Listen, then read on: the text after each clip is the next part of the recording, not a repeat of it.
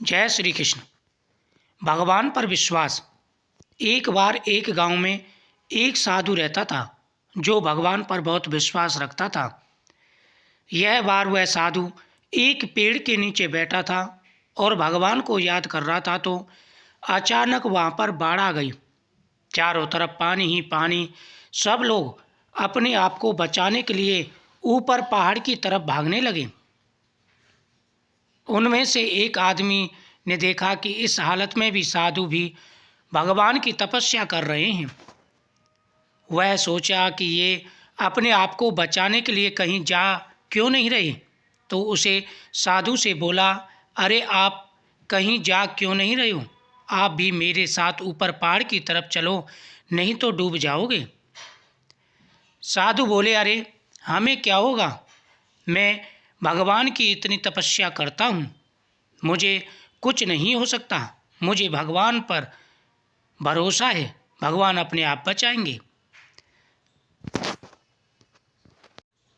कुछ देर बाद पानी इतना बढ़ गया, साधु के सर तक पहुँच गया और अब लोगों को बचाने के लिए हेलीकॉप्टर निकलने लगे। एक हेलीकॉप्टर साधु के पास आया जो कि आखिरी हेलीकॉप्टर था। साधु के पास नीचे रस्सी फेंकी और बोला, इसे पकड़ो और ऊपर आ जाओ, नहीं आप डूब जाओगे। यह आखिरी हेलीकॉप्टर है, इसके बाद दूसरा कोई भी रास्ता नहीं बचेगा। साधु ने कहा, यह रस्सी वापस ऊपर खींच लो और आप चले जाओ। मुझे भगवान के ऊपर भरोसा है, वह मुझे बचा लेगा। पानी काफ़ी ऊपर आ गया, पेड़ डूब गया और साधु भी डूबने से उसकी मौत हो गई। मरने के बाद साधु भगवान के पास पहुंच गया और बोला, हे भगवान, मैंने पूरी ज़िंदगी आपकी तपस्या की, मेरा सारा जीवन आपकी आराधना करने में लग गया, फिर भी इतने भरोसे के साथ इंतज़ार किया कि तुम मुझे बचाओगे, लेकिन वहाँ मेरी डूबकर मौत हो गई, तुम नहीं आए, ऐसा क्यों हुआ?